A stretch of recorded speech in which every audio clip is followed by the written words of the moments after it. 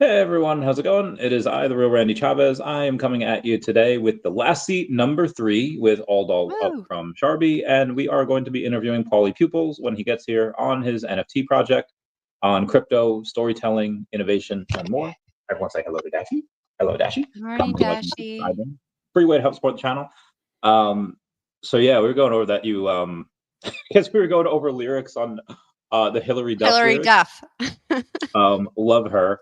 And then we had a I don't know if that you are doing something where you had to write an essay, and I was like, oh, is Yeah. it for like one of your kids? And you're like, no, it's for For you're a hot shot. school. Yeah. School, yeah, yeah, I'm in school. Yeah, we were talking about the lyrics, and then the lyrics were really funny. And Randy said it's kind of like you just needed the filler, like when you just kind of have to type words because you need to fill a specific word count, which has never made sense to me. Like if I can write something and I am not at 300 words, right? Like a short response, and it's like, Yeah. must be 300 words. And I'm like, but I say it perfectly with 287. Okay, I'll just add, 13 words. Here you go, professor. Yeah, if it's But concise and it's efficient, I don't see what the deal is. yeah, it's always confused me. But you should share the Hillary Duff lyric. Randy says, "Do you like Hillary Duff?" Says she's amazing. So the lyrics for the song "So Yesterday" was if the light is off and it isn't, then it isn't on. So it's like, if the light is off, then it isn't on. Like, well, freaking duh. Um, That's funny. and yeah, there's a bunch of lyrics like that. There's a bunch of stuff that, um, but how do you not like Hillary Duff? How do you not like love her? She's America's Okay, sweetheart for a while. wait, I didn't even know she sang. This is really bad. Wait, really? They no. You didn't wait? So how do you knew her I from like, mean, I guess like, like, I've just so I was born in '82. oh, okay, all right, yeah, a little bit of Were a you born little in bit of a gap. '87, '88, around I there? was born in '90, but thank you for making me older. Okay. Oh, sorry. Okay, but no, I'm thinking my little sister, one was born in '87 and one was born in '92, and I Oh, remember them being really into Hillary. yeah. So But I like, might have just missed the mark. how did you know of her if you didn't know about From her singing? Disney. Wasn't she, like, on Disney Channel shows? Yeah, she was on. So she was the first thing that she was on. She was like this, like Wendy the Witch or something. She was like, but like nobody really saw that movie. It was like in early '90s or like mid '90s. But she was on Lizzie McGuire, Lizzie, and that's where I know her from. That's where yeah, I so know her that from. show, the show is like, it was whatever. I've watched some of it again like years ago. It does not hold up. The show is like not great, but the movie is actually really good. The movie, I still watch that movie like every couple of years. Like, it's good. But at the end of the movie, like she sings, and she helped like promote her actual Metamorphosis album that she had at the time, and they actually filmed the movie at the end of like one of her concerts. So yeah, like, but Okay. yeah, that's what I figured. She's Like, done oh, a lot too. I'm looking. Cheaper by the Dozen, oh yeah, I forgot about that. Cinderella Story, Agent Yeah, China. Cody Banks, Greta. I don't know that one. A lot of these I don't know, but huh. Gosh, I just feel so out of the no Hillary Duff for me, but I'll open it on Spotify when we Yeah, log off. I And mean, I haven't watched the Ghost Scooby Doo yet either, just FYI. I so know. when you I say, know. if you put in like Ghost Scooby Doo, you'll get Scooby Doo and the 13 Ghosts. So you have to Okay. put in Scooby Doo on Zombie Island. Zombie Um, Island, yeah. yeah, Scooby Doo on Zombie Island. That one, I watch that like every year. I should have watched it the other day when we talked. I was in the mood. Um, because like it comes up on like Facebook every whenever I watch it, I'll like post it on like Facebook. And like, so multiple times a year now, it'll come up in my Facebook memories, like eating Wendy's and watching Scooby Doo on Zombie Island. And every time I see one of them, I'm like, oh, I should do that. That sounds great. But yeah, if you go for Hillary Duff. So Okay. yesterday, a Coming Clean, and I think I think Wake Up, Wake Up. Like those three songs are really good. Really enjoy those. But What Okay. are I don't know, what type of music do you listen to? What gets you like pumped? Folk. I really like I've always liked Mumford and Gregory Alan Isakov. Uh, Gregory Allen is my favorite all time. He's from Colorado. He's smaller, but I've followed him around for years. Want to hear a crazy story though? Yes. Do we have time? Okay, so Yeah. Gregory Alan Isakov he's a singer. I think he's from South Africa, but they moved to the States when he was little. Anyway, I was married in Ireland in June of 23, and I hired a wedding photographer that I had found on Instagram. And I had followed this photographer for years on Instagram, and it was like, could you imagine if he was my wedding photographer? And so I reached out to him, and it just ended up working out. Him and his wife live in Montana, and they ended up flying to Ireland and being my wedding photographers. I was on his Instagram, and all of a sudden I saw a picture of him and Gregory Allen. They grew up together. They were best Mhm. friends. So long story short, it was crazy because Tyler, not my wedding photographer, was like is very close, brother with a different mother type thing, with my wedding photographer. And I was like, oh my gosh, because Gregory's just not that big. So that was like a special, cool little thing. I did invite Gregory to the wedding, but he couldn't make it. So Oh, that was okay. unfortunate, but that would have been like the cherry on top. But it was still really awesome, just that they had that connection. It was like small world. And uh, Hero and I, our first date was a Gregory Allen concert. So it Oh, was that's so kinda cool. it was crazy. Yeah, we met at the concert, and, so it kinda was like a full circle moment, I guess, in a way. But yeah. How was your Oh, weekend? It's Monday. I'm excited, this week, the market was looking better today, and last night, I was yes. you can feel the energy shift just on X alone. I was getting ready to make this post late last night for the last seat, and, like, everyone was just, like the spirits were high, the energy was high, and I was like, "It's gonna be a good week, I think. Let's keep it Yeah. going." I hope the momentum stays. As long as nobody says the word tariff and Yeah. and the interest rates drop. So I mean, the last Fed meeting, they said they or at least we're not going to raise the interest rates. They have to lower it at some point. They said they were going Yeah. to take it really slowly, which is really good for the long term.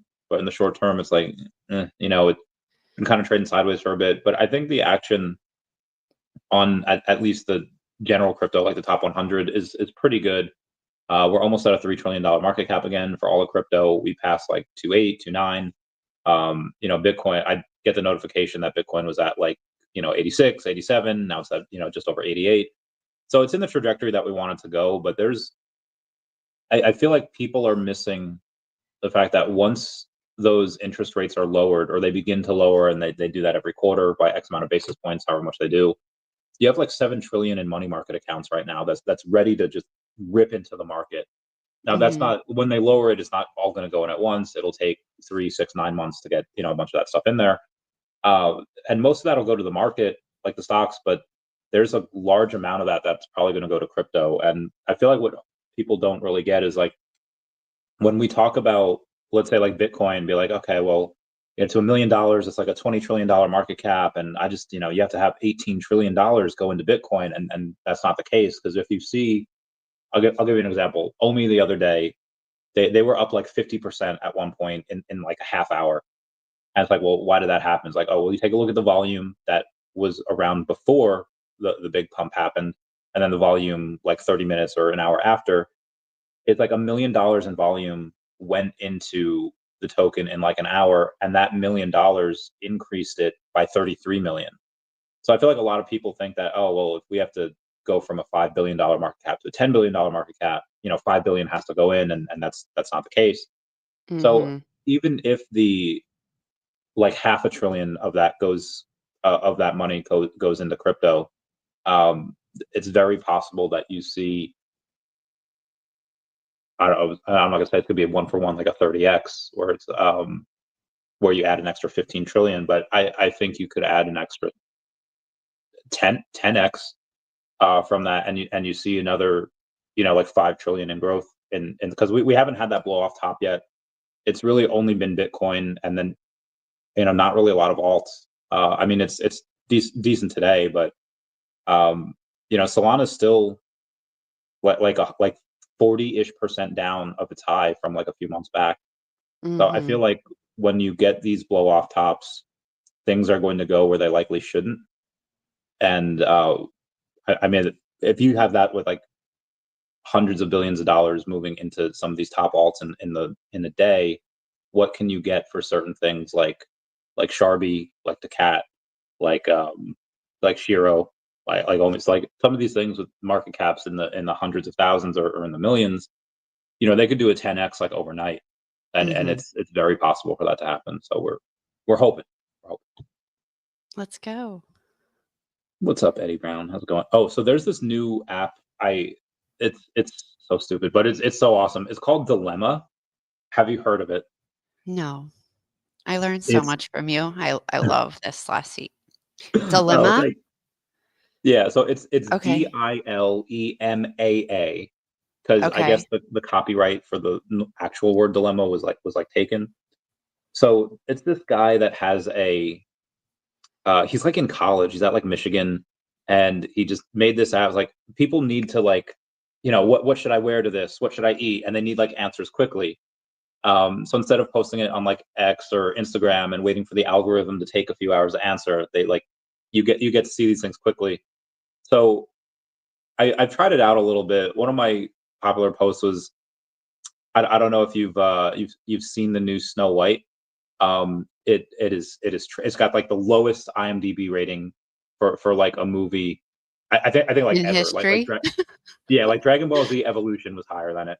So the girl in it, I thought she looked like Lord Farquaad. So I said, like, should I make a YouTube video about Snow White being Lord Farquaad's mom? And it like everyone's just like, oh my god, bro, please do it. And yeah, That's it's funny. just another thing that it's got like 10,000 users. So if you like go on there and start posting and make an account, I feel like if it blows up, you could be like one of the big ones on there, one of the like OGs, and Yeah. then eventually you could say like, I'm going to put $10,000 into crypto. Which crypto should I buy? And then like slowly Mm. integrate them into that. And this could all be for nothing. I could be doing this, and it flops in a few months, and people move on. But I feel like there's a chance that it goes. Okay. I'm actually downloading it right now. Straight. I Yes, gotta because I gotta get you. I'll get you the link to the VeVe app download. You get like okay. 10 free dollars, so that this way, when the cat comic comes out and you're able to get first appearance Sharby in a comic, then we'll be able to do. You'll be able Yes. to pretty much get that for free. I don't know. Okay, you Actually, the gotta link is down below. Yeah, link is in okay, the description box. So that'll okay. be fun. Anyway, what did I do over this weekend? I did that. I had the guy who created the app on the podcast. I had so I assume you guys get offers all the time on Sharby for, hey, can you collab with us? And Mhm. obviously you want to take opportunities because it helps grow the audience. It helps grow. But at what point do you just be like, is there a project that like, no project is too small, or is it just like, the project is good, but the person that's run the project seems like it will give us problems. Like what's your like filtering process when you go to Ooh. do collabs? I think it's hard, especially if you're new. It's not gonna be an easy it's not gonna be easy, and, like, Yeah. I know it's hard to think, but sometimes, like, time and the space and being engaged is gonna be your best friend because it does give you, like, that lens to look at them from, like, collab, partnership, working together. Um I I f I feel like the bar in crypto sometimes is, like, it's different. Like, so when I came in, for instance, I have a very, business mindset, right? I didn't have that degen piece in me. I still don't. But it was like having to walk the line between like these degen mindsets, and then like I have this like strict business mindset, or I've been programmed, right, to think business and operate like, okay, like here's the policy and here's the procedure and you follow this. And so I kind of had to deprogram a little bit when I came into Web3. But I think you get a read from people just on simple engagement, or even in spaces. Like there's been projects where I've listened to them, you know, maybe we follow each other around to the same space, or spaces. And then you just kind of get to know them, right? And then it's like, gosh, like you hear them talk and you're like, you know, we should collab. And sometimes it's worked. So it's moved over to a chat one-on-one, or maybe DMs and X. Some of them have let's rock it, Sharpie. Some of them fall off. It just happens. Um, some of them, you know, it's going great and we're talking and engaging, and then they're just gone. Like I've had that happen where it's just like, oh, I think that project's gone. Telegram is a place you can easily just delete and create a new one, and okay, that account's gone. But as far as like the vetting process, right? I think time, and proof of work, right? The things that they've done, the things that they've released out to the community, you can see them working. You can, um, you know, there is something there.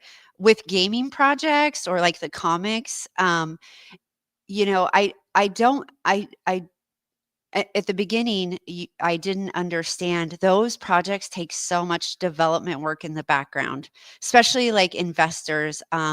They would think like, oh, this is going to happen fast. Like that investor mindset in the projects like that, they have to have the patience to wait, because something really good that's, you know, a gaming or a comic, like that stuff takes time, right? It's not like, oh, you know, we announce it and it's going to be available next week. No. So, um, I love to see the comic stuff and the gaming stuff, and those projects. You just have to know, like, if you'll see it like on their X, right? Like, okay, they are working, but just because they haven't released it doesn't mean they're not working. And you just have to do your due diligence. And you can be wrong sometimes, and that's okay. It happens. It does. Like there's projects where I was like, this would be a great partnership, and it just it wasn't, it was just one-sided, right? And that's okay. It happens and you move on. I think Sharby's just been through so many things. We have some really great partnerships that we've had for a long time. We have ones that have been in the works for a long time, and you know, we haven't announced them, but there's conversations still going on in the background because we want it to be a good fit for both of the projects, right? Like, and add value to each other. So I think your gut reaction, and I don't think you should ever write off any one. I think you still should do your due diligence, because there's been some like bigger ones, and not specifically in Sharby, but like where I know projects have um partnered with like another really big project, and they're like, oh, this is it, like this is going to be the gusto, and then there's just nothing that comes from it, right? So making sure you align, I think, with that team is super important, because you want to add value to each other. You want to support each other, whether that's sharing a post, following, subscribing, being a guest on the YouTube, being a guest on a spaces, collaborating in spaces, like with us, like it just happens. And I think if you align with that person, and the message aligns, like it'll just work out. And if you know, a long-winded reply, I have so many No, thoughts that's on it, good. but like if you're not feeling it reciprocated, I think that's like that will be your flag. Like if you're like putting in all the work and like, okay, like let's do this, um and there's no reciprocation there, it's probably not the best fit for your project, because I think the mindset has to align in some way, right? Maybe that's just work ethic, and the teams both are grinders and they're committed and they're here for the long run, and that's what they have in common. But how can Sharby add value to your project? Like, what could we do to support you? And then, and what value are they going to bring back to us? And then we work together to do whatever it is that we're going to do that aligns with that. So, yeah, I feel like, just your gut usually, like there's some things I should just listen to my gut, but it's not always the case. And it's okay. Just move on and keep going. Like, because we're, yeah, I'm going to leave it at Yeah. that. But what about So for there's you? Like, is there something that like is a red flag or that's like this is a no-go? Like if this, or is it kind of just you feel it, like you feel it out?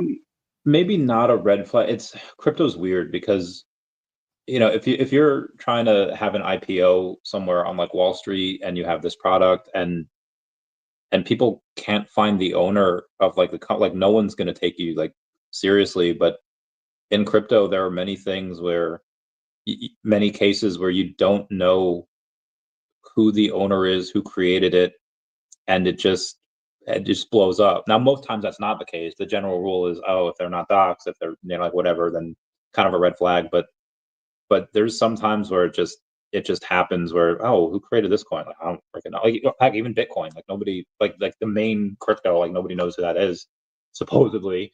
Um, but yeah, I do like to see, like I said, I like to see other people, like their past experiences, like what have they done. And so being doxxed for me is one of those things. But also, yeah, what even if they are doxxed, what have they done? And I'd like to go in and see if they have interviews and like, okay, what time was this interview? Like what date was it? What was going on with the company at that time?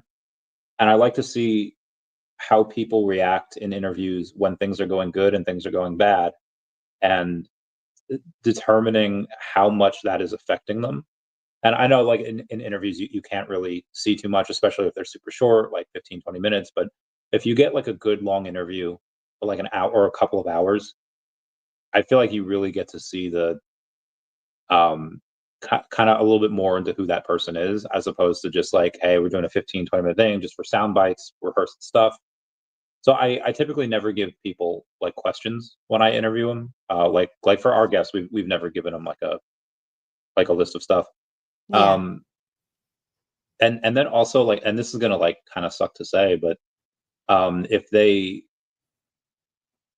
they have like a family, yeah, like family comes first. And if the family comes first, then the project is not going to come first. And mostly like, especially as you get older, people find that balance, especially if Hmm. you're really good at delegation and it's like, hey, listen, I have to do this. Like I'm doing my 60, 80 hour work weeks and doing the family on side. And like not everyone can do that because like people get burnt out at different times. Like I have this friend that like she works like part-time, and she just like gets tired. Like her energy levels, like her health bar, it just, and maybe it's like a iron deficiency. I don't know what it is, but like, oh, worked for 6 hours.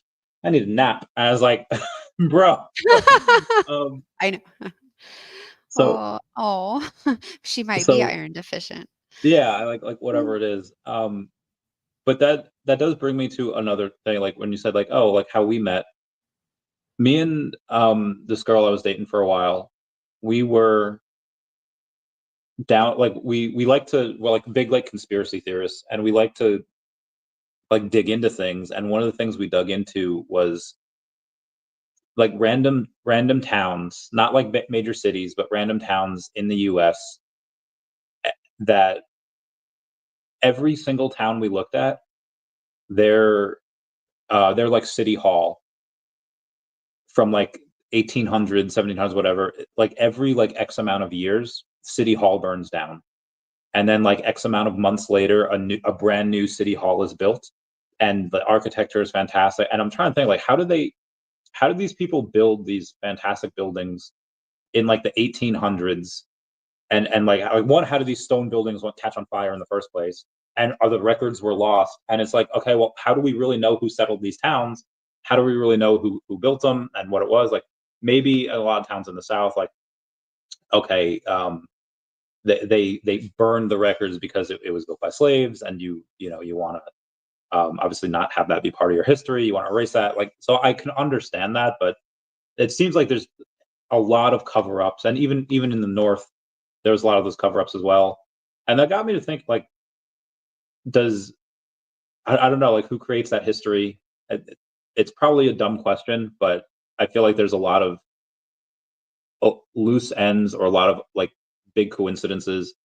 And I forget how we met. Like, I know we were talking Telegram for a while. Like, was it on a space? How did we get introduced? My mind is a complete blank on that. So for the comic, I was talking we were talking, we started with the art, and I can't remember who DM'd me from daCAT about the art, and so I Mhm. started sharing some, ideas of what, just to give an idea of what Sharpie should look like, right?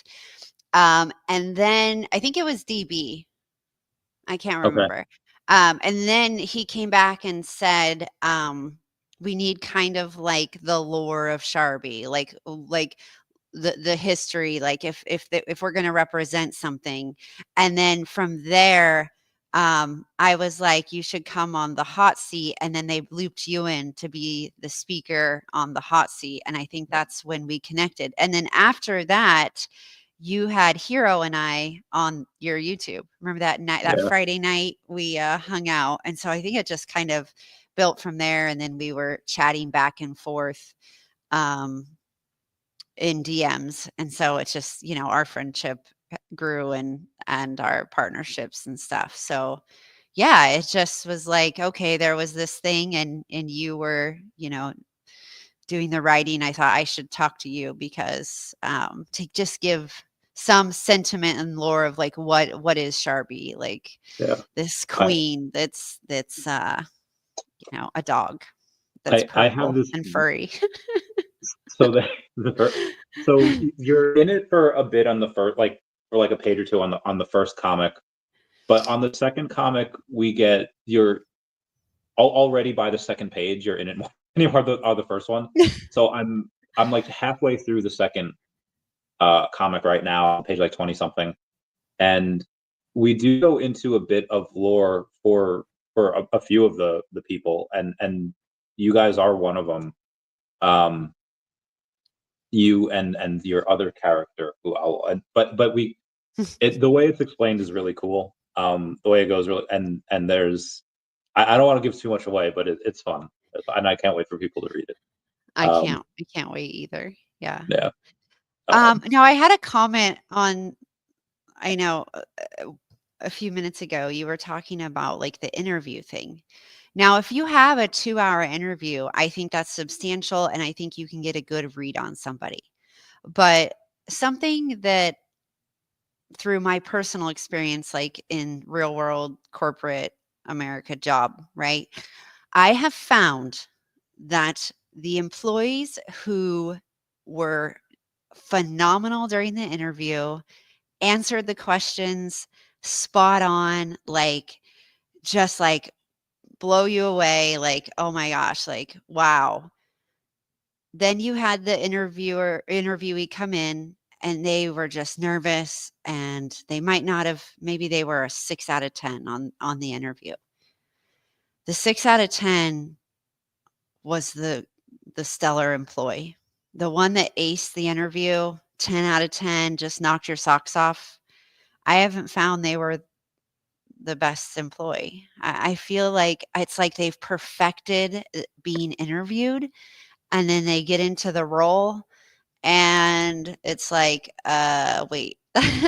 yeah. Wait a second. Whereas the one that's kind of nervous and very more, I guess, maybe feels more organic and authentic, like, and they're not perfect. I found that I had better success with them as an employee or on the team. But I don't know, it's just something that kind of, in my experience in that realm, it, Yeah. yeah. There's also I know I you've done forget. a lot of interviews of people. Oh yeah. But like, obviously interviewing is one thing. I feel like that's like test taking. Like, there are some people that are really smart, but they're bad test takers, and then there are people that are, I don't want to say dumb, but they're maybe average or maybe slightly below average, but they just happen to have a higher than normal, test taking ability. And, Yeah. so certain things can get kind of screwy, but in a lot of, well, in business in general, you have like your A employees, which are like superstars. You have your Bs that are really good, your Cs that are like, they're not great, but they're needed for any one thing. And then they have the DNF employees, and obviously the DNF employees can get rid of fairly easily. But in you could do this for anything, for men and women. You could do it for businesses. You could do it for athletes. Where generally in any company, 80% of the work is done by 20% of the workforce, and Mhm. that's because like those 20 people are like, or those that 20% are like superstars, and it really gets. Yeah, unfortunately for a lot of the interviews, like you have to, hey, let's do a working interview. Let's do a trial and see how you do. Um, I've found that a lot of people in the poor, it's like, oh god, I don't know if to say this. I'll go it this way to make it. Was it Legally Blonde? There's a show, maybe it was Clueless, where there's like, oh yeah, I like to give, I like to sleep with fat guys because they like try harder. Um, I feel like people from these poorer backgrounds, they're excited to get the job, and they're just like, they have to hustle, and they're trying like their damnedest to not only make the impression, but to also go in and be like, hey, like I can, like, if you get a job to come in where there's room to move up, it's just like a, I don't know, like it gives you like hope. And then I feel like a lot of Mhm. the people with, yeah, maybe they went to the right schools and maybe they know the right people, and they get that job, but they always have the safety blanket of mommy and daddy to fall back on. I mean, every now and then, like my friend Ty was like this, where he like worked at a bar like one day a week for like most of his adult life, because his parents would just like kind of give money, and they would, but then he's like, he got tired of people like, and he was really smart and he could work. He probably had a good work ethic, for the stuff that he did. Like he was in FEMA back in the day, trying to just give back whatever. But he got tired of us like kind of making fun of him, and he went and joined the army. And I was like, what the shit? Like, Okay. Ty, you are like 32 years old, and you're like, so he's been in the army for a couple of years now. So yeah, every now and then you do have people that come from that affluence that Yeah. they they they want to like prove it to themselves that they can do it. So I get that as well. Um, Yeah. I forget where we were going with this. I do too, kind of, but yeah, like it's just at the end of the day, I think just trusting your gut, and like if you connect with a person that is, there is proof of work, there's, that they are contributing and adding value to their project, it's worth looking into, because if you have two hardworking projects, like I think at the end of the day, like that is, we know that community is like so valuable, right? It's the gas to these engines that are going. And if you can bring two communities together that again support each other, um, that is very advantageous. I mean, I think it's very beneficial for not only your project, but that project as well, and the Web3 space in general, and just Yeah. growing. Because we're so small right now. Like I have to remember that. So, Yeah. yeah. So there's a, obviously you'll be in the cat comic. Is there any plans for you guys to do like a spin-off of like your own comic? And if there was, I could totally potentially help with that as like an origin story. I mean, and we could do an origin story inside the daCAT comic as well. Now, But wouldn't that be so fun? It's crazy because I love that idea. No, there hasn't been any discussion of that or talks of that, and that this is just conversations like this are how amazing things can be born, right? But no, there hasn't been. I feel like at Sharby, like over 2 years now, we have been grinding through this bear market. And when we started the hot seat, it was really because I have met so many amazing people like yourself, like other projects like daCAT. And someone would DM me and like ask me like, "Oh, did you see this?" And I'm like, "Oh, I didn't see that. No, I haven't heard that Hillary Duff song." Like, no, no, no. I feel like I was like, but on the hot seat, at least I was like getting to engage with someone outside of my loop or like the people that I talk to, because we've just been grinding for 2 years. And I always say like I can't wait until like right now our focus has just been the platform, right? And like get the platform. And personally, I'm just putting in so much time that I haven't been able to do the like that creative, like, okay, like I know we have plans and we have plans to build out. But I can't wait to like, okay, yes, like, okay, what are we going to do with this? And now I get to move to this. And, we just keep working. But um, that comic idea, I love that. Like a spinoff of like Sharpie's origin, which she's shown in the daCAT, but we could kind of go back in time and to how she came to be in there. That would be super cool. I love that. Yeah. But yeah, there's so many There's a things.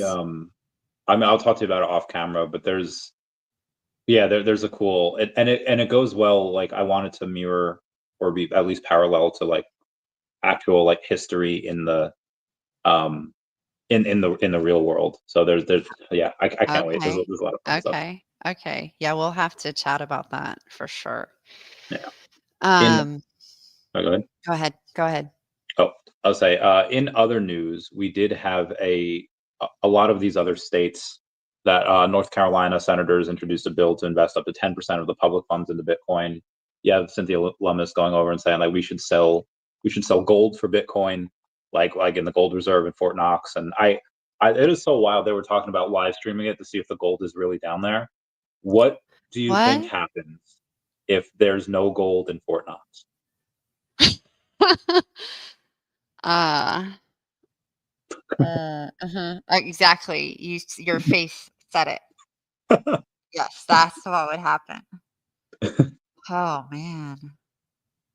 I feel like so one of the characters I made is with well, I made the character myself, but in the story, the character is made with AI. And I was going to AI, like talking to ChatGPT and saying like trying to get inside the mind of it. One, I'm pretty sure it's sentient. Like I'm positive that's the thing. But as we were talking about consciousness, and they're like, well, how do you think humanity would take it if we're a simulation? And I was like, well, we pretty much learned that aliens existed last year, and they're piloting these, these aerial phenomena, and people didn't really seem to care. Like they were just like, okay, does that pay my bills? Do I still have to pay rent next month? And alien like that. So I don't know if people would really care if like, okay, the gold's missing, I still got to pay rent. Like, I don't know if they would really care that much. I I don't don't know what. actually I mean there would be a group of people that would care, but maybe it would just I had to. So there is currently 4,000 metric tons of gold as of July 2020 Okay, where like in the world in Fort at Knox. Fort Knox? About Okay. 5,000 tons supposedly.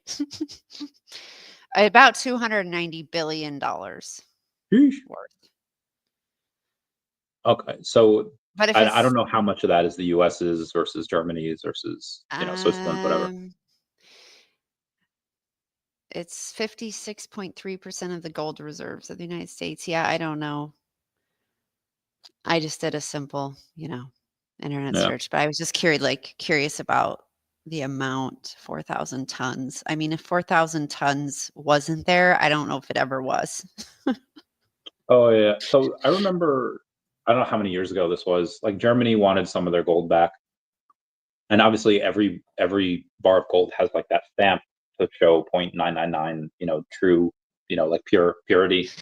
And the U.S. is just like, yeah, it's gonna be easier to ship if we melt it down. And it's like, okay, well now we can't tell if this gold is like was our gold, if it was real, because it didn't have that stamp. It's just very sketchy, very sketch. Yeah, Um, I don't know. that is sketch. Hmm. There's as far as I feel like people would react similar to that. I found the meme where gamers on New Year's Eve, they're just like, okay, gaming at 11:59. They have a little whoop at midnight, and then they're back to gaming at midnight one. Oh, Yeah, might be a that blip would on be our my radar. son. That would be my son. What My does he son. play? What are his games? His favorite game is Rust. What is Rust? I don't think I've played that. It's like you basically like farm and you get all this stuff, and then if you get raided, it's all gone. I'm really sorry. That's my short summary of it.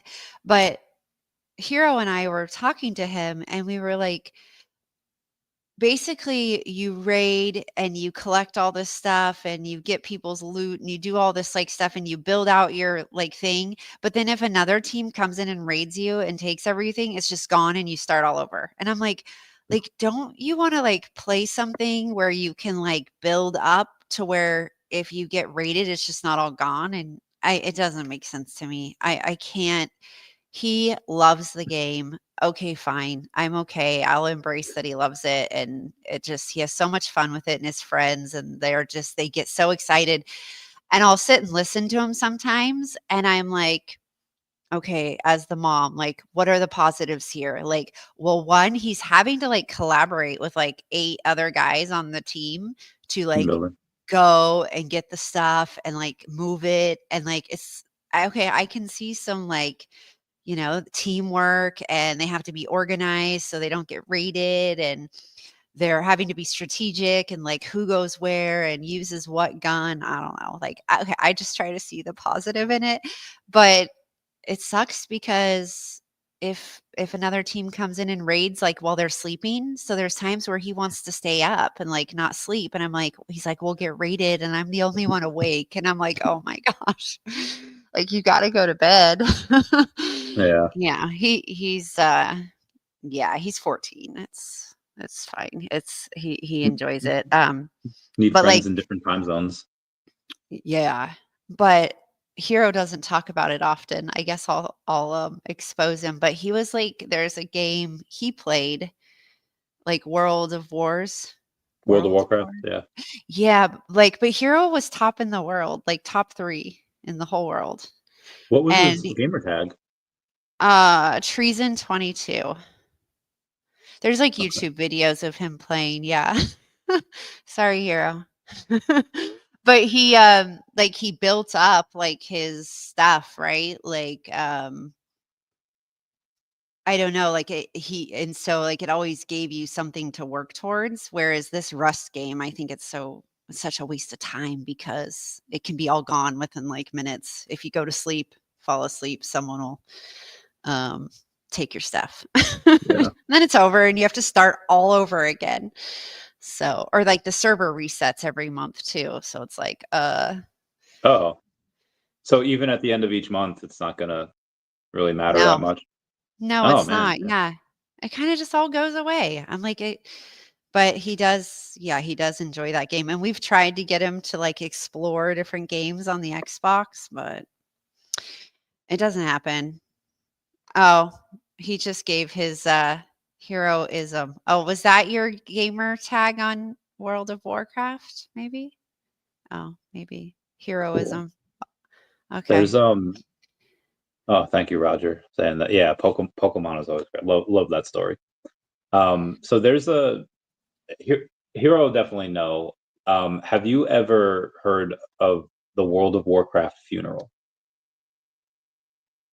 No, no. But So Hero probably has.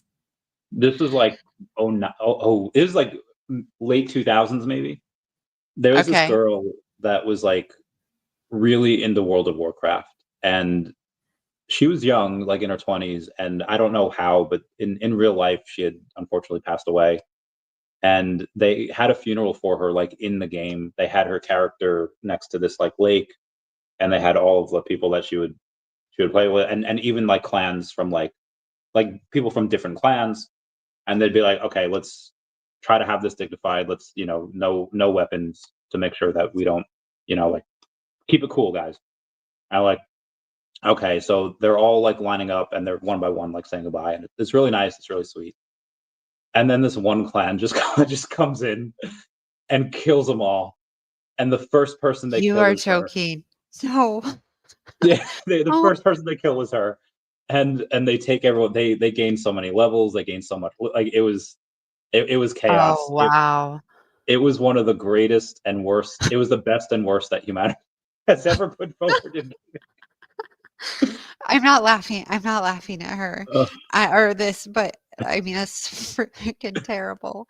yeah, it was They horrible, just but it came was in, like, took everyone out, including yeah, her. yeah. It was a Oh, massacre. There's probably YouTube videos on it. yeah, I And was again, just thinking that there probably is. I'm sure I'm Oh. telling the story like this is from like 15 years back. I'm sure Hero could be like, yeah, well, yeah, he'll probably fill in some of the gaps there. It was wild. I don't know if Leroy Jenkins, if that was World of Warcraft or that was League of Legends. Are you familiar with that one? No. It's these guys, Gosh. and again, I forget which one it was, but it's one of the two games where they're like outside, they're waiting to like raid this like dungeon or whatever, and they're like, okay, what are our odds here? And one of the guys goes like, oh, our odds are like 17.33, like repeating, of course, it's better than we usually do. And they're trying to like, okay, you put the magic here, you put, your spells over this way. And this one dude is just like, yeah, like heck all this plan. I'm just gonna run in like Leroy Jenkins. And then he runs in and it's like, oh my god, he just went in. Oh my god, oh damn it, Leroy. And then they get wrecked. I'm not doing the story justice. The videos out there are pretty heckin' wild. Oh wow, yeah, World of Warcraft. Okay, that was Leroy. Okay, cool. Yeah, there's a lot of epic gaming history in that. I feel like we've talked too much about it. Um, let's go. All right, so I guess now in the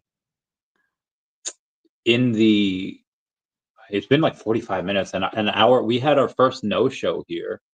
I Um, know, something how do you feel all about must that? have happened.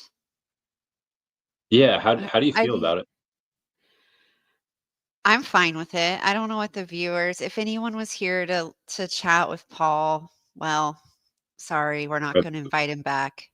But no, just kidding, I'm kidding. Okay, maybe I'll give him a second chance. Just kidding. I would let him come back. But something, did he DM you? Like, "Hey, um, bro, like, like my Wi-Fi." yesterday, like so, Okay. But he I said, commented on the post. He did comment on the post, and he was did he? excited. Yeah, Yeah, oh, your on post or my X. post? On Sharby's post. You Oh, commented, and then he did, and he was, like, all about it. So, I'm gonna give him the benefit of the doubt. I mean, this happened to me, I didn't have Wi-Fi this weekend, and I had to well, at least I DM'd him and told him a couple hours before, but I was unable to make a StreamYard. I was gonna do a StreamYard, and, I wasn't able to make it. I told him a couple hours before at least, but, stuff happens, like, so I'm just I'm thinking he'll reach out to you and we can reschedule and get him up here. So that was the thing where I was really excited to talk to Paul, because I'm not familiar with like what he does and what he's working on. And I, going through his X, it looked really cool and intriguing. And I was just excited to like hear about the stuff that he does. Um, but I think we can, I mean, we've rambled now almost an hour. I'm just really good at I'm sure I hope I'm not boring y'all to death if oh you're no, I listening. freaking love this. This is fun. Yeah. But how does it make you feel? I'm partial. I'm Yeah. So bummed. like, Bummed out, but shit happens. So yeah, I like there's an episode of Gilmore Girls where Rory is in charge of this DAR meeting, the Daughters of the American Revolution, and they're doing like this fundraiser for something, and she leaves an open table for in case there's like somebody that shows up, that wants to come in, they want to buy a table, and okay. and then the person that comes in is her ex-boyfriend's mom, and she is a real see you next Tuesday. Like we hate her, she's a horrible woman. Um and she has to like take a minute, just like because she hates this woman. And Uh-huh. she's talking to her friend Paris about it. And Paris at this time, she like her money was like stripped from her or whatever. So she's like super like in this one episode, she's like super liberal. She's like anti-rich.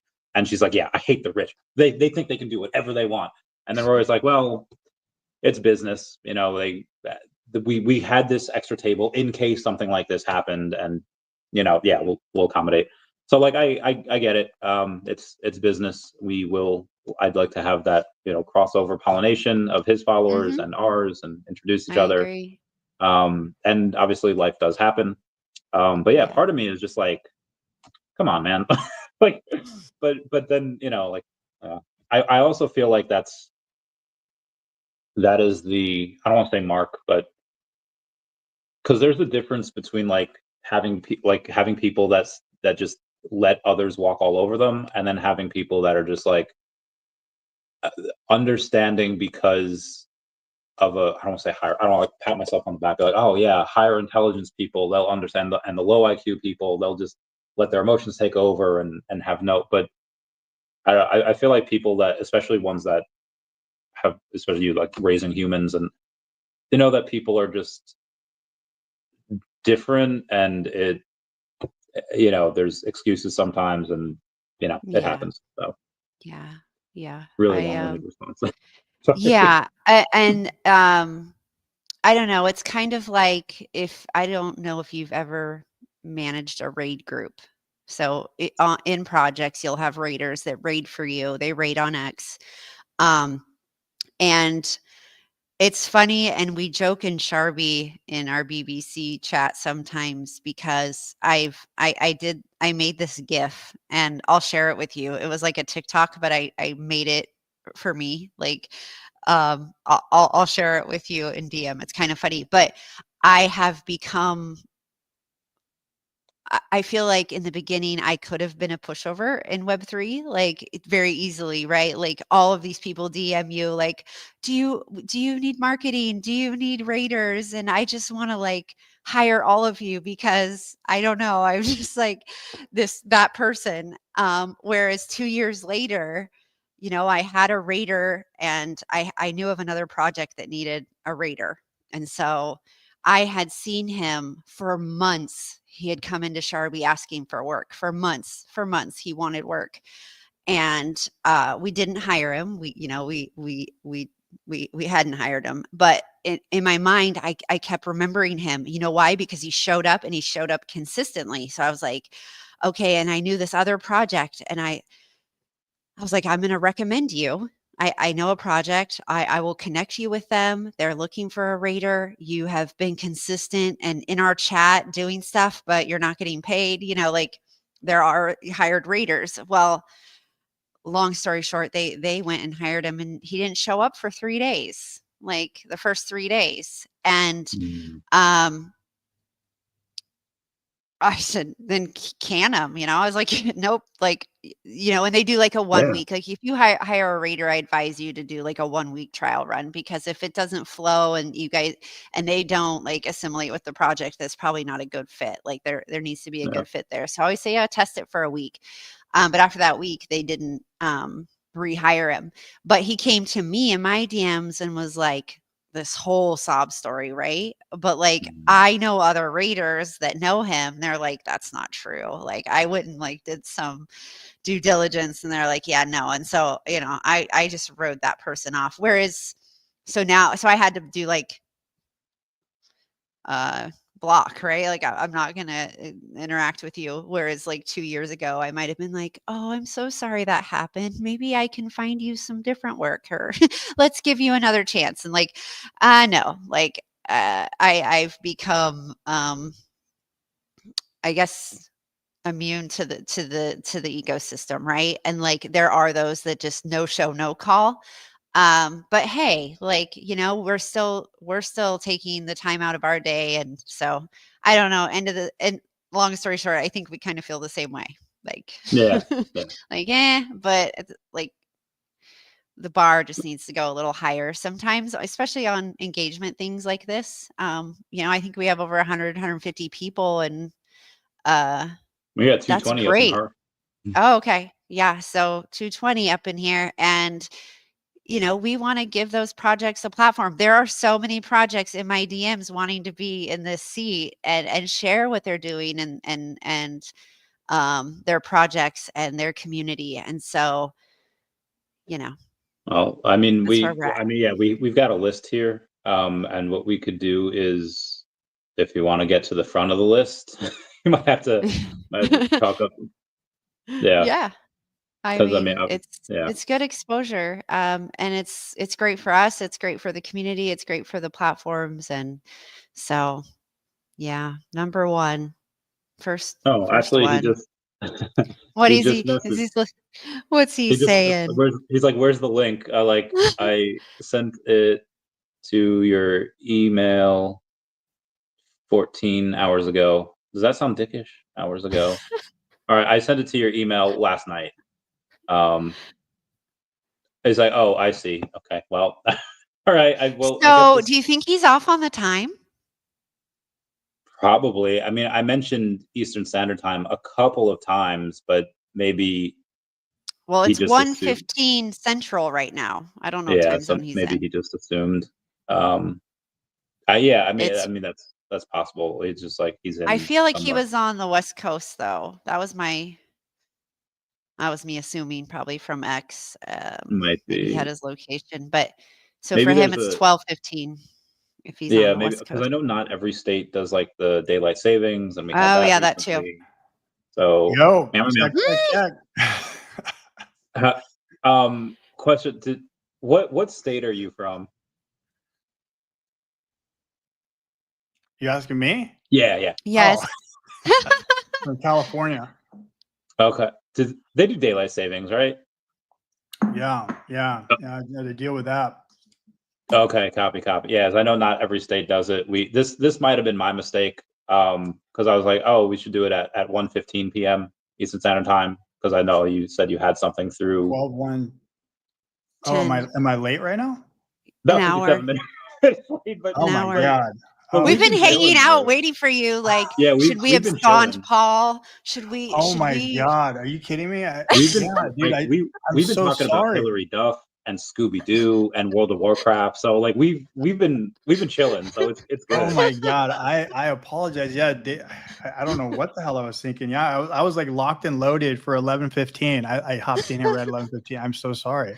That's all right. So all right, now this is probably the longest pre-show that we've ever done. I'm dying. I'm dying. We didn't even give Paul the benefit of the doubt that he might have screwed up the time. Oh yeah, no, that's all on Randy and me. I are like, dude, I was like, Paul commented on X and he seemed excited. Yeah, like Oh something no, I'm happened. stoked. I'm stoked. Yeah, no, I actually had a conflict. So there was a space that Unfungible booked for me at 10. So I was in there. I was just like freaking chilling inside there. But I apologize. But no, it happens. We feel. I know that's why instead of 12, we had made it 1:50, because I know you had something up until like 15 minutes ago, right? Yes, exactly. Yeah. Yeah. Anyway, I'm Randy. This All is good. all dolled It's up, all good. and Hi. this is our third episode of the last seat.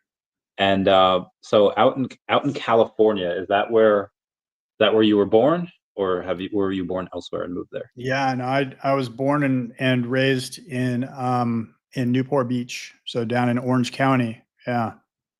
From the beach. Okay. How far away is that from the fires that happened a few months back? I'd say probably like an hour hour and a half, depending on traffic. Did you get any of like the smoke from there? No, because of the direction of the wind, we didn't really get much of that. No, we saw it from a distance for sure. Yeah. Gotcha. There was a fires, I think, in like upstate New York a few years back in like 2023, and in Long Island we just got like it was like yellow for like days. Like what they did, like freaking government, they're just like, there was the levels in which it was safe to go outside before the fires and before the smoke. Yeah. And then they just raised the level at which it was fine. Like, no, you're still good to go outside. And it's like, but it wasn't okay last week, but now the levels were raised, it's okay. And it's like, this is this is such BS. No, you know, so we actually, speaking of the fires, so my IRL business, I'm a land surveyor in real life. A Lancer? And yeah, land surveyor. I'm not sure if you know what land surveying is. Okay. Yeah, so they're like the guys in the street that look through the glass, you know, like look through the camera. They everybody calls it the camera, but it's actually called the total station, the theodolite. But yeah, we actually have a bunch of work up there. So we're actually meeting with some clients on next Wednesday about a bunch of people that are going to be rebuilding out there. And what I didn't like about that was that they said, and I know how it seems like on the surface, so like, hey, we don't want, these people already lost everything. We don't want to let them get taken advantage of. So we want to cap the price at which builders can come in and rebuild. Like it can't be more than like X amount of % above what the price to build a home was before the fire. However, by doing that, if you didn't have a cap, there would be some people in the short term that would pay like double of what they would have paid prior, 50% or 200%, whatever it is. But that would have incentivized people from like Texas or, you know, like Tennessee or Washington to come down and be like, hey, there's a ton of demand. We can fill that demand. And now it seems that a lot of these people that are affected by the fires, because now all of these builders from everywhere else are not incentivized to come in because there's not much difference in money. A lot of these people are going to have to wait like years before they go in. And Yeah, and there's going to be shortages. That so we're from California. We live in Texas now. We moved Okay. to Texas in 2021.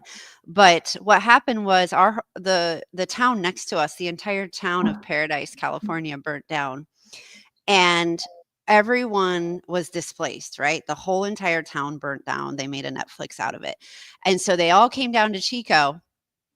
But people's houses that were worth 250,000 were now selling for 450,000.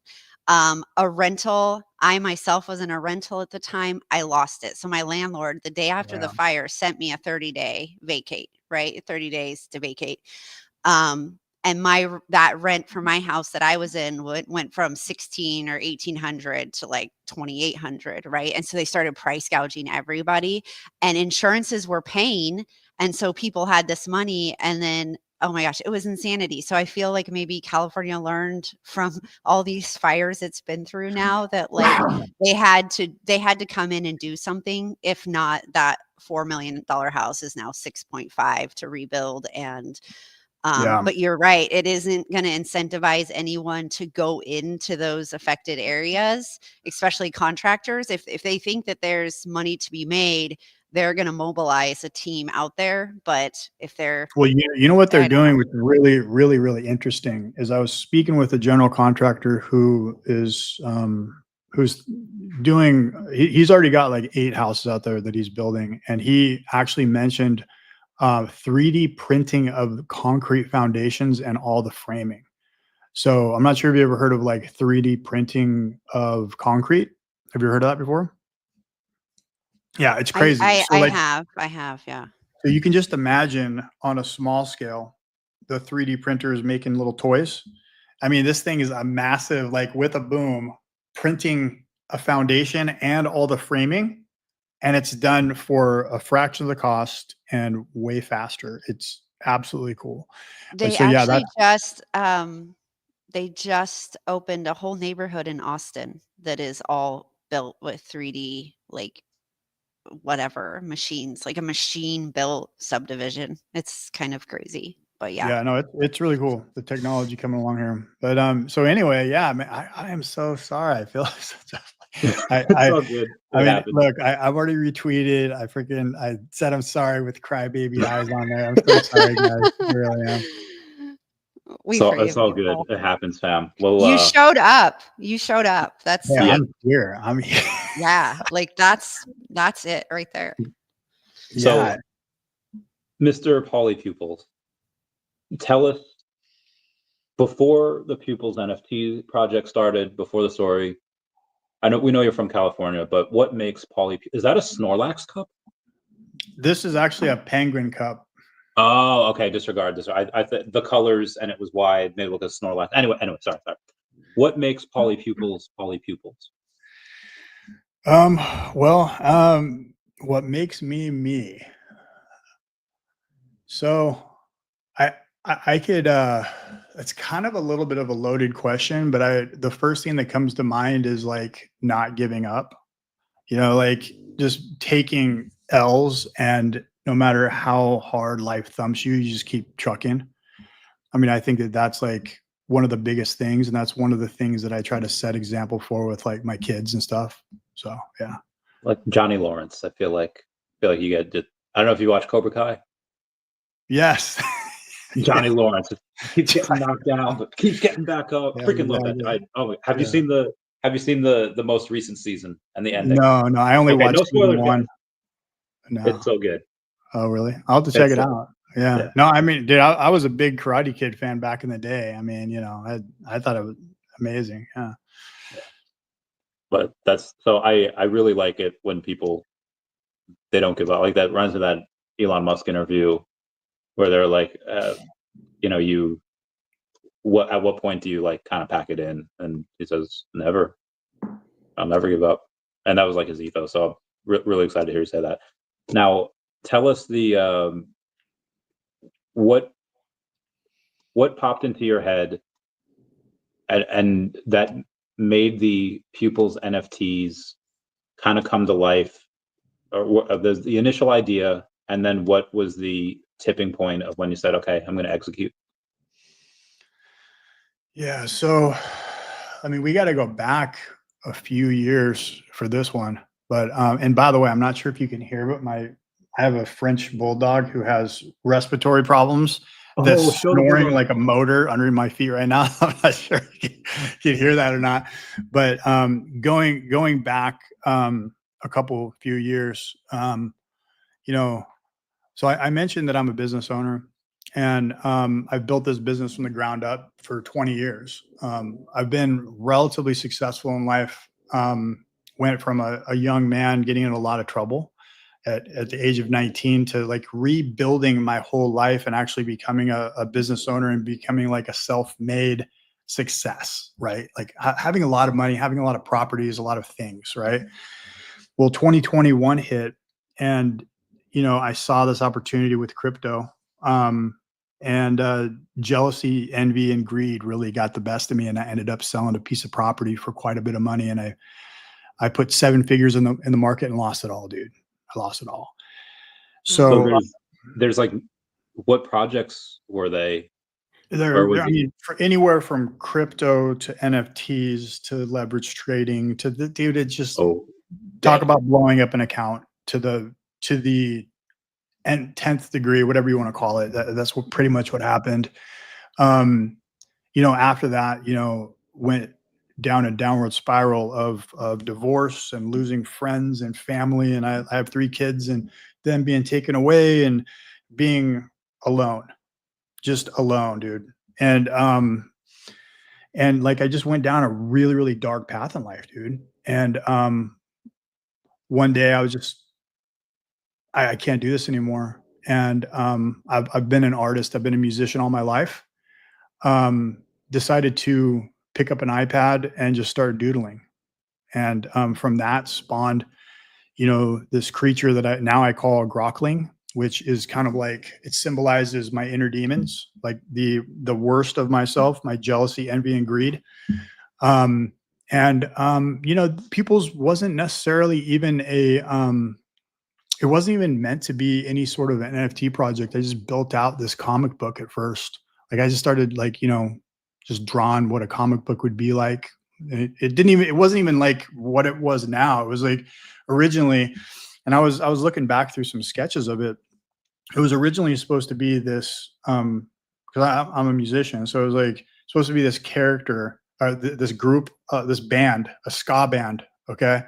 From another universe. And they go to this sushi joint, and they ended up, the chef ends up cooking up giving them a piece of sushi which was tainted with some magic ink, and and then the lead singer ends up fainting on the table, and his brain pops out of his head, and they have to chase. This happens in Tokyo. and this is all cartoon. This is all cartoon. The bandmates have to end up chasing the brain all around Tokyo to try to get the brain and put it back in the lead singer's head. And they finally do, and the comic book ends with them playing a show. So that's where Pupilz actually came from. And actually, just like last night, I was going through and looking at these old sketches. That's not what Pupilz is about right now. It's like completely different. But it's really cool just kind of like going back and seeing my first inception and what that looked like. So I like how you took some of the worst parts, or what you say is like the worst parts of you, and made it into something that could be cathartic and could be really cool. And now you have these. So I'm taking a look at the X account right now. 5,000 followers on there. Oh, you have Suye that follows you. The London Police. They're really cool. They're on VeVe. They have a lot of stuff. They did a bunch of giveaways for the California fires as well. They're really cool. Is that Legend of Zelda on your? Is that Triforce? Yes, I got the. Oh, give me a second here. 2 seconds. Oh, sure. Oh yeah, and Mario Kart. I got a lot of Nintendo stuff. I got Mario, Yoshi, Kirby, and then I got Donkey Kong throwing a Pokeball up there. That was a long story how that came together. I was on acid with an ex-girlfriend in Harry Potter World. And yeah, dude, the magic was real. If you go on to Harry Potter World on acid, it's like the greatest thing. Universal Studios? Yeah. So have you ever had the what's that drink called they make? It's like the beer, the butterbeer, yeah. Butterbeer? That's so good, man. It's also really good. So I don't know if you could do this anymore, but 6 years ago, I wore these like cargo pants, and I took a bunch of little of the airplane alcohols, and then I put the airplane alcohols like in the butter. 10 out of 10 would recommend. So good. Yeah, Legend of Zelda is one of my favorite games of all time. I mean, I've played every single one of them. Yeah, I absolutely love Legend of Zelda. Actually, matter of fact, I named my dog after Link. Is the dog's name Link? Yeah. The dog's name poor Link's got a respiratory issue. Oh. Yeah, he's like kind of just snorting and snarfing all the time. But yeah, so these NFTs that you have, like how many of them are there? Was it, you said in 2021, is this like a PFP project? But obviously they're not anymore, like they're characters in the story, but tell us a little bit about so we haven't released any of we haven't released the mint price or the supply or anything like that. That's not really what I'm focused on right now. I'm mainly focused on building the community. It's been a process, and Pupilz as a whole, it's been something to get me through the tough times. It really has been more of a therapeutic thing. I would never do the project if it doesn't make me happy. It's got to make me happy. So like when I create anything, and when I'm like thinking of different things, like I could go to a shrink, I could talk to him about all the crap that's going on in my life. Or what I could do is I could try to create something and focus and channel that energy on something positive, and try to get my head straight that way. So it's a form of therapy for you, and obviously that's great just on a personal level. But then on some of the stuff that you had, you said like, hey, there's like the art of storytelling, and you're telling a story with these. Obviously, you said it's changed from when they were in a band, and the brains are hopping all over Tokyo. What is the storyline now? Like, how do you tell this medium? Is it through comics? Is it through videos? So if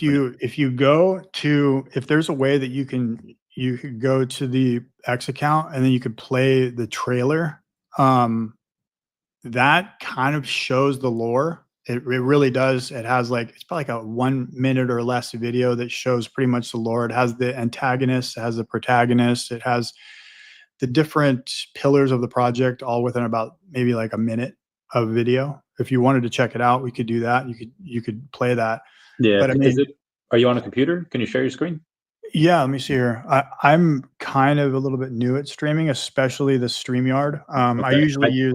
If you open it in a new tab, okay, I think there's a place for share your stream or share your screen, and then. But yeah. Or he can hit like present. Yeah. If you Let hit me present and then it'll say share screen once you have the new tab open This with is so the trailer. wild. This is so cool. Yeah. I'm glad you asked that, Randy, because I was wondering the same thing, like what it is today, right? By the way, How it, are you short on time now that I'm so incredibly tardy? I'm I not, I but have I a don't know about show at Randy. 8 p.m. Okay. Eastern Standard Time, so you got like 5.5 hours. Okay, cool. Okay, so I just went to the pupils account. Let me see here. Okay, now I'm going back to play by play. So present, share screen. And then you opened it in a new tab, yeah? Yeah, let's see here. Okay. Okay. Oh, I see you. I'm gonna Okay, add to so you stage, you and see here we that? go. Was that a Mario I just heard? Yeah, I like I love Nintendo, so you know. Oh, me too, dude. Me too. So I mean, like, kind of going back through, like, I could play this. Let me see here. Yeah, the one you're talking about, you said it was like a minute. Go get that bread, and we'll. Okay, this is it right here. Let me rewind it. Okay, there we go.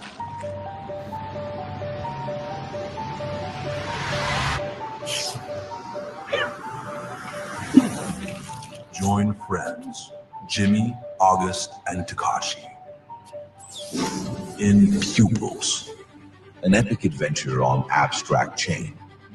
Navigate Mystic Bay to learn the 7 principles of the universe to harness the power of the magic ink. Defeat Master Rock.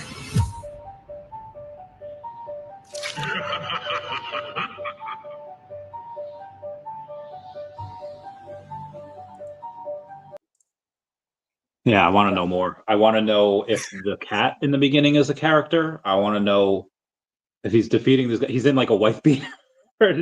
What is the backstory? Are they? I saw the people. They seem to be all like minorities, or are they not? Like what are their backstories? I wanted to be like multicultural, obviously, because I grew up with that type of friends group. But like for me, the movies and the stories that I always resonated with and I related to, and I almost envied in a way, were some of the movies like Stand By Me. I'm not sure if you ever watched Stand By Me. Also like the movie It.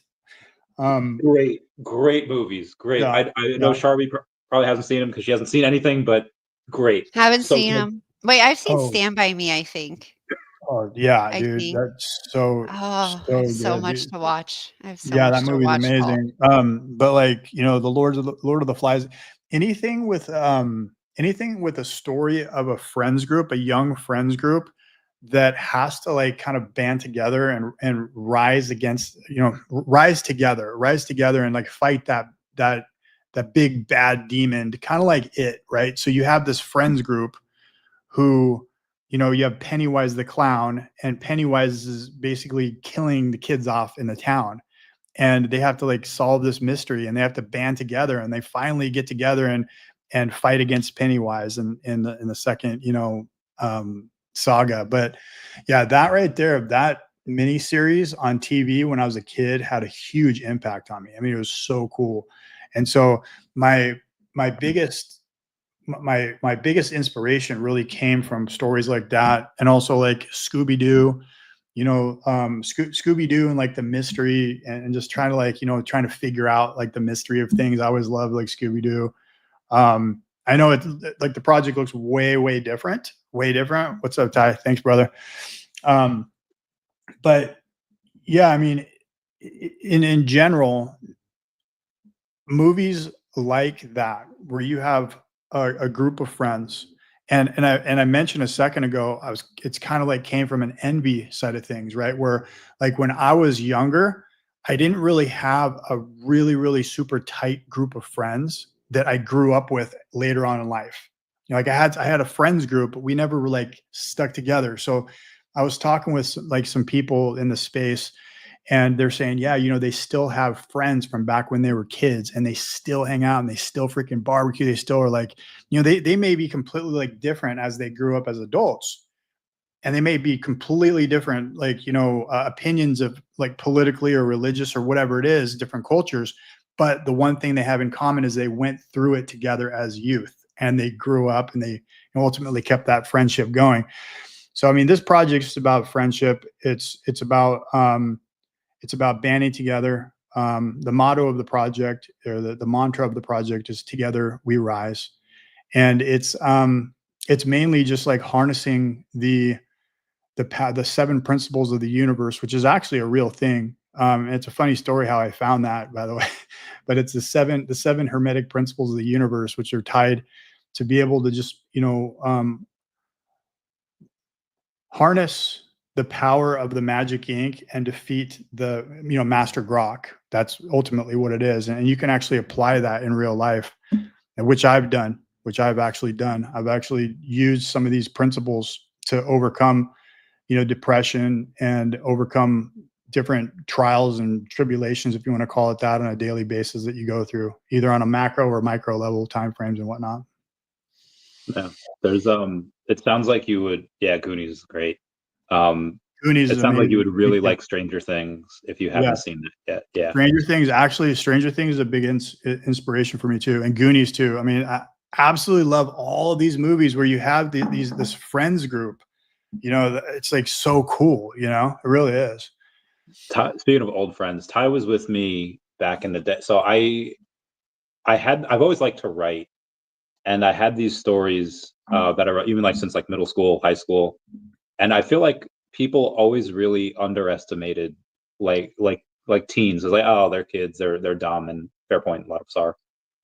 But I don't know. Like, I feel like there are times where kids are willing to do things that adults are not willing to do, and some of those bonds, like, there's a quote from an anime called Fairy Tale where Lucy Heartfilia goes in and says, "Just as a flower can't choose where to bloom, a child can't choose who their parents are." And that meant a lot to me because I was adopted into the very different type of family. But yeah, I love that type of stuff. So I'm really curious on where can people go in and find these stories? Do you have comic? Do you have these video strips? When does this stuff come out? Well, I mean, so right now, if anybody actually wanted to join the Discord, it's private right now, and we put together a Matrica experience where you can actually learn the lore. And there's also another game that I've built 3 games so far. So one of them is like a Discord experience game that we're going to ultimately release to the public, which isn't out yet, but it's all done. Matter of fact, I could actually show it to you right now if you'd like. I could actually show you what it's going to look like, but I'm not going to be releasing it. But there's that, which is basically like a little game. Have you ever played the Simon Says game when you were a kid, where it's like you have that pad and there's like 4 buttons lit up, and you have to remember it, and it gets you like a color and tone sequence that you have to remember and get however many levels you can. So it's kind of like that, using the 7 principles of the universe, of the lore. But that's ultimately going to be what the public sees to get into the Discord. Right now, it's a closed private Discord. There's probably like 200 people inside there. Very, very tight-knit community. Not very active, but what it does have inside there was it has a Matrica experience, which it shows the comic book. And then you can, read the comic book dialogues, answer a couple questions, and that's how you get into the Discord. Which is really cool, because I haven't seen anybody really do that before. So that's something innovative that we've done.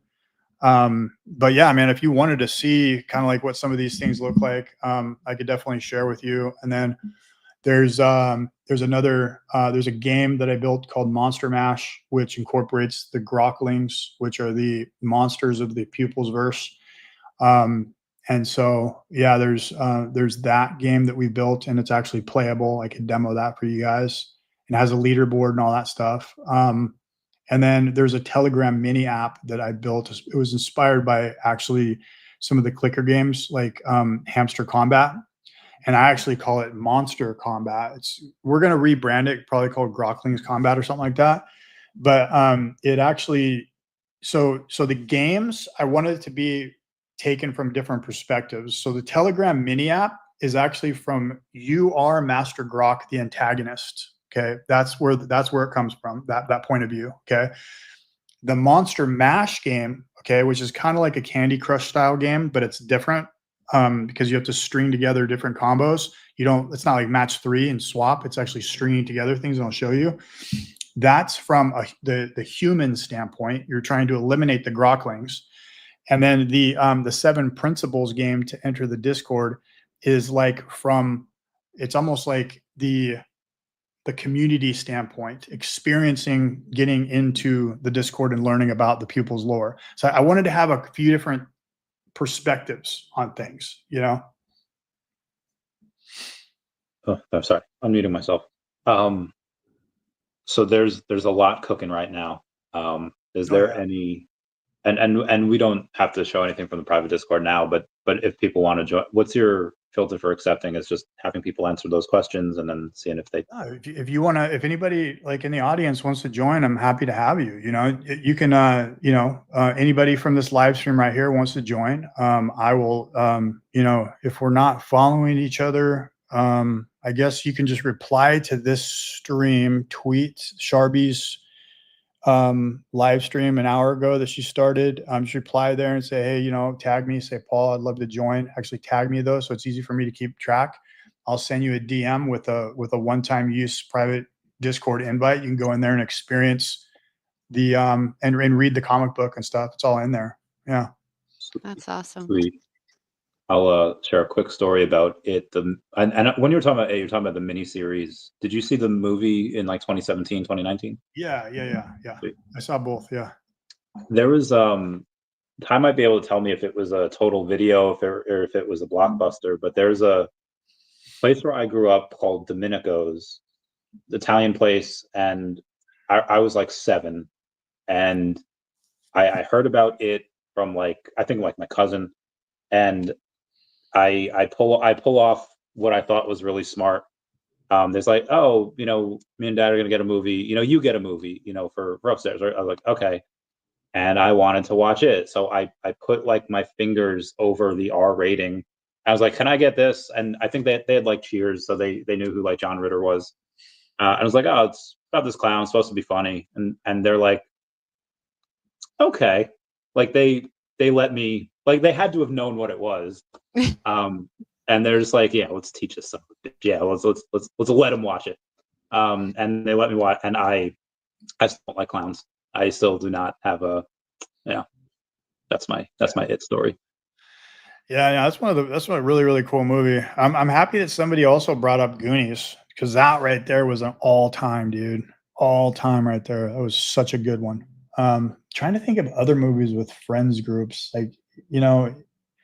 also, another element of this, which was a big inspiration, was Venom. Marvel movies like Venom and Spider-Man, things like that. Those are things that really super inspire me. For instance, just give you a little rundown of the story of Pupils. So basically, it's the story's set in a town called Mystic Bay. And these friends, Jimmy, August, and Takashi, run into Master Grok at this mysterious tattoo shop. Okay. Gremlins, also another big one. That was a big inspiration, Gremlins. So Jimmy decides to go get it.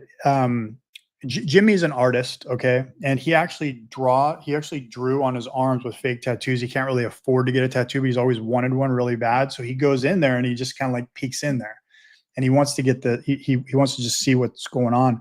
So Master Grok offers to give him a free tattoo, and he says, "Okay, sure." He gets a tattoo on the back of his neck. It's this kanji symbol which glows, and then ultimately he goes through this transformation, kind of like Peter Parker in his room, and that's part of the comic book, which you'll experience in the Discord when you go inside there. Matter of fact, it'd be kind of cool to show you, rather than, I don't know. Should I show anybody, or should people just go in there for themselves and check it out? I just want to show my kanji tattoo. Yeah, if you want, show by all means. Yeah. So I'll just give you a little description of it. So like he gets tattooed later on that night. He goes home. He has this sweaty fever dream, and he ultimately just his skin tears off of him, and he becomes a grokling. Okay, and this is all within the comic book. You'll see it. It's pretty. It's really it's good art. And then he wakes up and he realizes it was a nightmare. But from that nightmare, he realizes that there's something seriously wrong. The next day he goes in, and by the way, all of the there's a 28-page comic book completely done. The next day he meets up with his friends and he ends up going to the skate park and stuff like that. And some things happen where people are like astonished by his new powers and his new skills. So that's kind of where it all breaks down from. Awesome. Sharby, what all dolled up, what you got? I feel like I've been monopolizing this conversation here. I'm enjoying. I learned so much. Like, this is my favorite part. I do have to commend Paul. Like, your story. It's my favorite part about having this last seat or having these spaces with other projects, because it just means something, right? And I like the vulnerability and you sharing that, because I think a lot of us in this space are resilient. I mean, there's been days where I'm like, I'm done. I'm done. And then you come back. And so I think those moments in 2021 where you felt that ultimate defeat, like that bottom, right? You hit that rock bottom. And rock bottoms can be really hard. That there is something more, right? And so I like the leaning into the passion. Like, for me, Web3 could be something completely different sometimes, I feel like, until I talk about it and people are like, yes, I get it, right? But like Paul, I worked my whole life. It was like, I went to high school, I went to college, then I got a corporate job, and then I've been working for 20 something years, right? I've never felt it as strong and powerful and a purpose as I have in Web3. And it's just doing my part, doing my little part. But I feel like I'm part of something that's so much bigger. And whether that could be making other women get up and speak and feel powerful. I don't ever say empower women, because I feel like we're already powerful. Some just don't know how to use the power. And so, yeah, I love it. I love that you made it today and that you shared this insight, I guess, in this with us, because it's super inspirational. So thank you for that. And I'm just enjoying listening and taking notes about how many movies I need to watch, television shows. And yeah, I and also listen. I think Ty mentioned a second ago, Outsiders and Sandlot. Yeah, those are two amazing ones too, for sure. Those are great. Where have I been, guys? Like, what is wrong with me? I don't know. I was telling her last time that she hasn't watched Scooby-Doo on Zombie Island, and if you like Scooby-Doo, I feel like you've probably seen that. Scooby-Doo on Zombie Island. I'm sure I have. It was a long time ago, right? It was like 20 years ago. Oh, yeah, it was like 20-ish years ago. Maybe like I'm sure I did. I was a big Scooby-Doo fan for sure. Yeah, that was like one of my favorite Scooby-Doo movies. And I saw Simple Plan with a buddy of mine, and remember, it was Halloween 2019, and halfway through like their set, like, hey guys, thanks for coming out. We love playing here. Here's one some of y'all might know. It's one of our lesser known things. And they start playing, "What's new, Scooby-Doo? We're coming after you." And I was like, oh, I lost my mind. Lost my shit right there. It was so cool. Yeah, I know. I freaking love Scooby-Doo. So I went ahead and shared my screen for this Monster Mash right here, if you guys want to check it out. So this is a game that I built. It's called Monster Mash. These little guys that you see right here are Groklings. So we have Master Grok, we have Groklings, and yes, 100%, the name of Master Grok was fully inspired by Grok, the Twitter bot Grok. Matter of fact, a little bit of an Easter egg in that video that I showed. If you go back and watch the video at the very, very end, after you see Master Grok, I actually put Elon Musk's laugh as Master Grok's laugh at the very end. So you'll nobody notices it, but that's some alpha right there. So go back and watch the video and then hear, because you'll hear Elon's laugh. That is wild. Yeah. That's awesome. But anyway, this is Pupilz Monster Mash, and so I built it last year. It's a prototype version 1.62. Built it in Construct 3. It's a browser engine, and it was just a way to get a prototype game done, so I could just at least get something done and get something out there that I can prove that we've that's like a proof of concept. So it basically has like it has a leaderboard right here. Some of my good close friends have tested it out with me. It's got a profile picture. You could change the profile picture right here. And I could change it for you real quick if you'd like to. If you like to see, let me see here. Well, I just take my word for it. You can change the profile picture, and then it's got some other things inside here, like the monster shop, which this is not connected yet, but it's just like a proof and concept of different things. And then there's some like daily rewards, and there's wallet connect and stuff like that. But anyway, this right here is the Monster Mash game, and basically you could see how it's not exactly like Candy Crush, but it was inspired by hyper casual games like Candy Crush. And so basically you're like a human from the story trying to eliminate Groklings. So that's what I was saying. From this vantage point, you're playing the game as a human. I see. So there's like a bowling alley like years back. I remember going and playing something like this, and the goal was to get let's say like there's a lot of purple. So I'd be like, okay, let's get everything but the purple, and then try to build like a whole like screen of purple, and then you get like a bit more points or a bigger bonus if you connect a lot of them. How do you connect the bombs? How do you make them go off? Same thing. So yeah, with the bombs. So basically, the way that I design this is you have to get 8 or more strings. So 1, 2, 3. So 1, 2, 3, 4, 5, 6, 7, 8. Okay, if you get 8, then you'll get a bomb to spawn. You can detonate the bomb by clicking it and get more points, or you can even use it as a time extension. So there's like a strategy layer with that.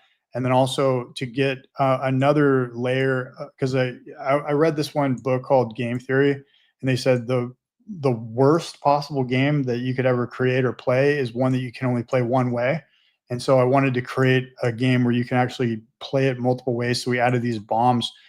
And so like if you were able to string together, and if you're able to spawn 3 bombs adjacent to each other, then all you have to do is just select 3 in a row, much like you would do here with these, and you can then blow the bombs up and get like a higher bonus for that.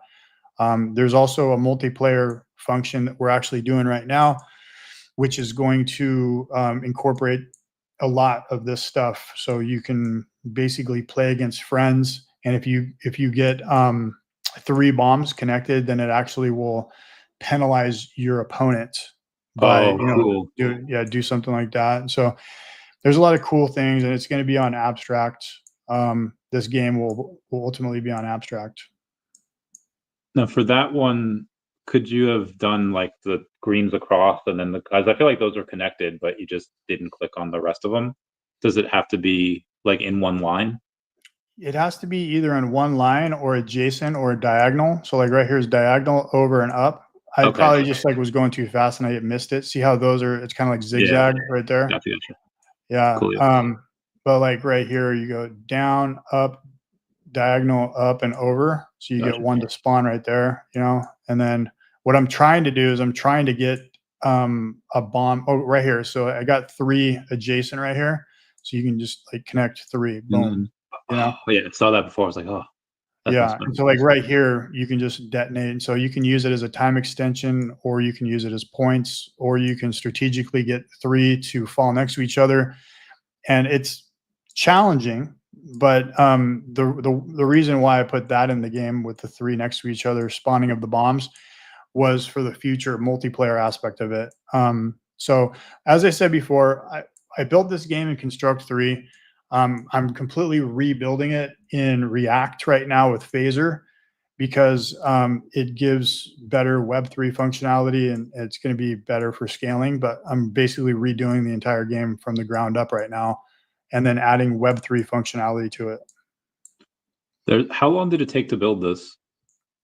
I mean, I was working on it all last year. You know, it took quite a bit of time to, like, you know, tweak the different, you know, the timer, because like as you go, right, the further you progress, the higher score, the faster your time goes, right? And then like the points and stuff like that. There's a whole gamification layer for all this stuff and how it all works, and the flywheel of everything too, so that we're thinking of. But yeah, it takes a while to kind of get through and test stuff out. But you know, I had quite a few people, like, you know, just friends and some people from the space and stuff like that, friends, family, testing it out with me, giving feedback, giving input, myself included. But yeah, I mean, that's pretty much the game right here. And then another layer of the game, there's actually sound effects. And then there's I'm a musician, and so I wrote a bunch of music and I put it in.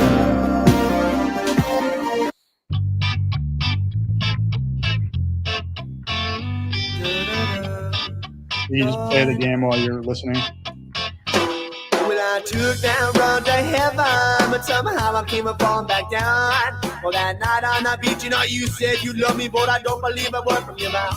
That night. So anyway, yeah, there's a bunch of, I mean, if I don't want to like get too far into it, but because I know that you guys probably don't want to like listen to all that, but yeah, so I wanted to, what I'm trying to do is I'm trying to take like a different approach, think outside the box. Obviously, you know, there's when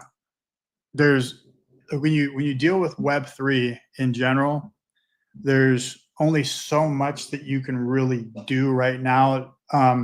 So like my take on it is not necessarily reinventing the wheel, but it's innovating, expanding on what already exists, and just putting my take on it, putting my flavor on it. So I wanted to create something that's non-derivative, of course. I didn't want to do your typical monkey or any other animal out there. I want to do something completely different. So that's what we've ultimately, I think, achieved here. That looks great. So the reason why I asked something like that, because I guess a couple reasons. There's Pokemon Puzzle League, where it's like multiplayer. You get the same number of like symbols. It's all exactly the same, but you can make it go faster. And the more combinations you get, the more blocks that you can send to your opponent to like kind of, you know, if it gets too high, then the game's over. But you can send them additional like blocks if you get a certain amount of combinations. And I feel like those might be like the bombs. Like if you do multiplayer, like, oh, if you get these bombs, the more that it affects your opponent as well. Yeah. Yeah. The way that I was thinking about it is so like you and me play against each other, right? And we put some crypto up against each other. So we're playing against each other in some sort of gambling aspect of things. Like, let's say you put up 0.01 ETH and I accept it and we go into the match. Well, whoever has more points at the end of the timer wins the pot. Okay. And then so from a multiplayer aspect of things during the game, if you can get 3 bombs to spawn next to each other and you blow them up, then on your opponent's screen, then maybe like a row turns to stone for a certain amount of time. You know, so it kind of blocks your opponent from progressing and getting more points. Like maybe like 3 to 5 seconds, it just turns to stone and blocks the screen. And then, you know, something like that, you know. So we're obviously still thinking about different things like to do with that. I was wondering if like, as I mean, you said working on it all last year, like we could use the game for daCAT. We've used the game for VeVe. We'd use the game for all this stuff. And yeah, I just I'm trying to think how much it would be to hire you out to make something like that, because like just something or like a that, cool like, concept is just like doing you know, like what do they call it, like white glove. Like a project could come and say, well, we want to like just take the game and then rebrand it to the project. Would be super cool. Like if that was quick and easy, couldn't we do that? I'm just kidding. My Right. problem is I will start playing those games, but then like 3.5 hours has passed, and then I'm like, shit, it's been 3.5 hours. And then I just get Yeah. addicted so quick. Like my kids were playing a block one on their phone, and then we were all trying to compete and get higher points. And then I found myself like spending way I'm just one of those people. Like I start playing it, and then you find me on my phone playing the game. Web3 I don't gaming is stop. inevitable. Yes. Inevitable. But yeah, I mean, it's fun, it's fun. I just do it for I do it because it makes me happy. That's one of the reasons.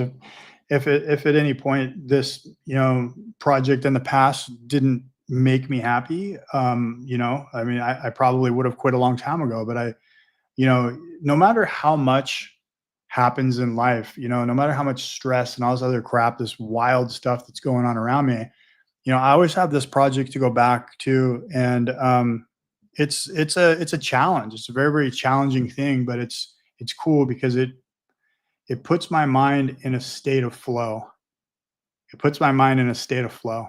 So yeah, it's like a little bit hard to do, but once you reach a milestone, it just keeps on pushing you forward. You know what I mean? When you say like state of flow and your mind getting right, do you ever have a little daddy soda to help you think? Do you ever take a little microdose of something, or is it just, nah, man, my mind's already there? I can't. For some reason or another, my like I have a chemical reaction to different things like that, like any substances. I just can't. I can't do any of that. So I don't ever do any sort of like microdosing or any sort of like marijuana. For some reason or another, for me personally, it just doesn't work. It makes me paranoid, matter of fact. But what I will do is I will wake up super early. The one thing I've always liked doing is I always liked working out. I haven't worked out in about a year and a half. I need to get back into the gym. But I find like waking up super early, change my diet a little bit. Need to get back in the gym, obviously exercise a little bit more. But like things like that obviously are things that I think benefit me more than trying to expand my mind. I just, using art and music as a form of therapy, for lack of better words, in conjunction with a good sleeping schedule, good diet. And then I think my last piece of the puzzle is like actually getting in there and just getting my endorphins up a little bit. I think would help. Yeah. Sweet. I need to do that. My back, it finally like died like 6-7 months ago. Always had a bad back just from like fighting and car accidents and military, and then like 6-7 months back, it just like went kaput. So I'm waiting for it to heal, and it's been like the longest injury I've ever had. But yeah, I can't wait to get back in the gym. If I didn't have a liver issue in 2018, I'd roid up on everything I see, and I would just be so huge. But yeah, unfortunately, it's not.